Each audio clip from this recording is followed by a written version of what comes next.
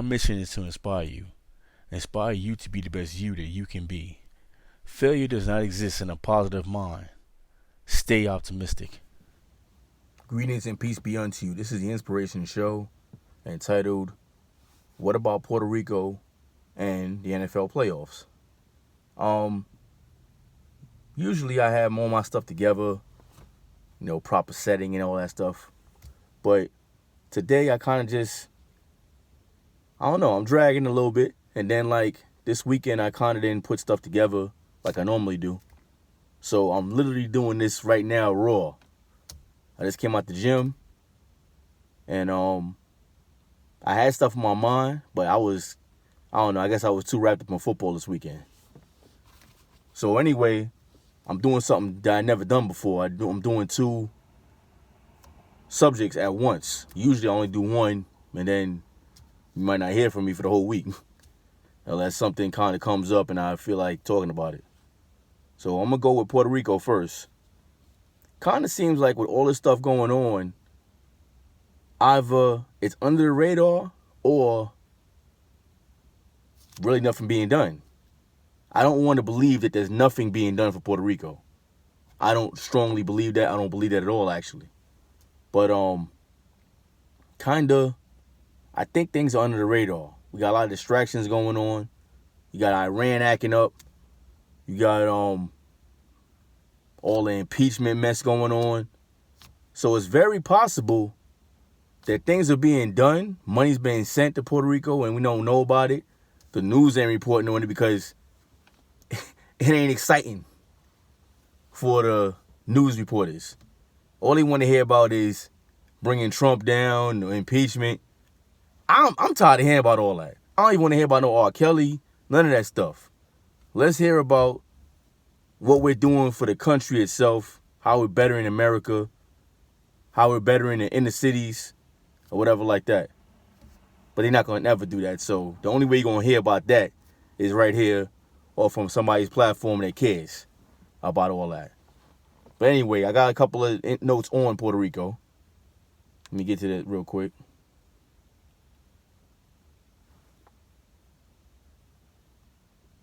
I literally had to snapshot this stuff offline. You know how hard it was to even find this stuff was ridiculous. You literally can't find anything on Puerto Rico right now as far as what's going on. Okay, we all know about the earthquake. There were two earthquakes. There was one. Do I have that information right here? Yeah, I do. There was an earthquake last Tuesday of a 6.4 magnitude. That's pretty bad. Really bad, actually. All right? Now, it says that President Trump declared a national emergency. I didn't hear nothing about that on the news. Maybe y'all did. I didn't hear none of that. All I heard about was an earthquake and that Trump ain't doing nothing and that, the country's suffering, that Puerto Rico, the island is suffering, that Puerto Rico is suffering, which we know that because they're still suffering from previous hurricanes and everything else going on out there from last time. Then they got hit again on Saturday with another one. That one I don't have here, but it was a little lesser magnitude. It wasn't as strong, but still, it's almost like if your nose is bleeding, your eye is hanging out, and somebody come hit you some more. You're already in trouble anyway. Now, I see here that it says that Puerto Rico has received more than $21 billion annually in federal aid from the United States. I don't have a date on that. Unfortunately, that's just what was there in the document. And that's all I got on that. Now, you would think that billions of dollars would be enough to maybe put the island back on its feet. But honestly, if you're already hurting and struggling, no amount of money is going to really get you back on your feet like that. But I'm on the borderline with this whole thing. The reason being is a lot of times Puerto Rico has always said how they want to be independent. They want to stand on their own. They don't want no, inclusion from the United States. correct me if I'm wrong, but I've heard that before, that Puerto Rico has always been talking about how they don't want nothing to do with the United States. They just want to be their own entity. And imagine if that were to be, if the United States just said, turned their back completely on Puerto Rico, and Puerto Rico was totally on their own. Totally. I don't know if they would survive. They're already doing bad right now with a little bit of a helping hand. But then in the same light, that said, but then it's like as soon as they run into an issue, now it's like United States come save me.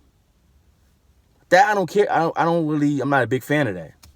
It's like, how you gonna, it's almost like you cursing their parent out, telling them all types of whatever, and then turn around and say, where my allowance money at? What parent gonna do that? I'm not gonna do that. So it's like, or your kid get constant horrible grades and got the teachers calling home, principal calling your house every day, and they turn around and talk about they want Xbox or PlayStation or whatever like that. And you turn around and say, all right, yeah, duh, I'm gonna go get it. Ain't no real parent gonna do that. So I don't want to make it look like the United States is the parent of Puerto Rico, but let's call it like it is. The United States don't need Puerto Rico. Puerto Rico needs the United States. I don't like the support that the United States is giving to them wholeheartedly. But when you think about it, they are supporting them. They got to be giving them something. They're not just not just get them sitting there just for nothing, because the United States also has the Virgin Islands and other territories. And Puerto Rico is not an actual state of the United States. There's still 50 states. And you know what? Puerto Rico is a territory that is underneath United States control. It's a whole bunch of mess. And I really didn't even want to touch it, but I wanted to touch it because I haven't heard anybody speak about it at all. And I wanted to maybe at least let people know a little bit I know about it. Because I don't want to make it seem like as if not me seem like it, but I don't want people to actually think that it's all the president's fault. Because, yeah, he signed the papers and all that stuff, but he got a team behind him as well. So it's like, I can't believe they're taking a blind eye and just not saying nothing, about Puerto Rico at all. We just focus all on the impeachment stuff and only Iran. It can't be that way. But let's not forget, though, what about Michigan? I don't hear nothing about Michigan. I haven't heard nothing about Michigan in a long time. I haven't heard nothing about Michigan. Is their water safe to drink now? I don't know. Somebody tell me. I haven't heard nothing about them. All right, I'm depressing myself thinking about all this stuff. Let's get to the NFL. So, this weekend, I watched all the games, actually. I watched all of them. I'm a Giants fan. I'm a New Yorker. I go down with the ship. And no matter how bad they suck or whatever, Giants, I don't even want to say the Knicks. The Knicks, the Yankees. Yankees is my ride or die. I really go down with the Yankees. But, yeah, all New York teams, I go with them. Now, I was going with the Ravens. When the Ravens played the Titans, I was going with the Ravens. I actually expected to be a blowout. That's what I expected. But actually turned around and totally reverse. The Ravens look horrible out there. They look like Pop Warner playing NFL. It was horrible. I mean, I haven't seen them play that bad all year. And funny thing about it is, a lot of my cousins are from Baltimore. And they was sick. They ain't had nothing to say. They didn't want to talk. They had no conversation for me. I was texting them. I was like, yo, what's up? What's going on with Baltimore, man? Y'all looking like, for real, what's going on? Lamar Jackson, he looked clueless out there. But actually the funny thing about it is he did have good yardage, good ratings. His stuff was pretty good. But the team just wasn't taking that stuff and turning around in the points and stuff like that. I don't know what happened. But that's why football is actually one of my favorite sports. Besides, it's like baseball is my number one. It's the first thing I learned how to play. And then football, then basketball. Now, I know some people probably got it the other way around. They like basketball is the number one, number two. The reason my order is like that is because I like baseball as my number one. That's the first thing I learned how to play. And football is very unpredictable. I think that's why I kind of like it, why I rated it high, like number two or whatever. Because how they say on any given Sunday, the team that won it the most, that's the team that's going to win. And that's how it is. The Titans came in there. They came into Baltimore playing in Baltimore Ravens' house where they know they shouldn't have won. But their drive, their heart propelled them to win because they weren't supposed to win that game. They were supposed to get blown out beyond compare. But they won. So what, they going to go to the Super Bowl? No, I don't. They should have got past New England. But here they are, you know. And then moving on to the Niners and the Vikings, we pretty much got what we expected. I figured that the Niners were going to win that. But I didn't expect the Vikings to give them that much of a game. I thought they were going to get stomped out too. But they didn't. They just lost. But a loss is a loss. And then, let's see, last night was the Packers. Packers and the Seahawks. Pretty much, that was not a real shocker. I expected that one. You know, what happened, happened. That was it. Another game I'm missing? I feel like I'm missing a game. Yeah, the Chiefs. The Chiefs and the Texans. Pretty much, I expected the Chiefs to win. But when the Texans scored the first two touchdowns, if you watched the game, you can't tell me you didn't think it was all over for the Chiefs. Because it looked like it. The momentum, the energy, the heart, looked like the Chiefs were done. And that's why I like football. Because if that momentum don't shift, usually it's all over. It's almost considered, I would compare it to boxing. I like boxing as well.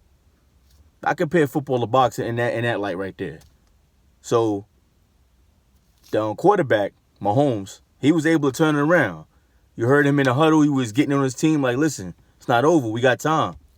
Next thing you know, they turned it around and they left them dudes stuck on stupid. I don't know what happened to the Texans after that. It was over for them. Chiefs was just rolling. And then like that crowd, when you got a home crowd behind you, that's a lot. That's a lot to defeat right there. You can imagine how loud that place probably was. Like, I mean, I'm going to wish that on nobody. But, yeah, it's going to be interesting down the finish. But my prediction, the Niners. I predict the Niners are going to be the Super Bowl champions. Yeah, I'm going all the way out there. I think the Niners are going to be the champs. We'll see what happens. Don't forget to like, comment, subscribe, share. I'm going to put a couple of people Instagrams up. Support them and follow them on Instagram. Some of them have YouTube pages, but you'll find it out from when you follow them on Instagram. And tune in next week. I'll have a better format. I have my plan together about as far as what my content will be for next week. All right? Peace and love.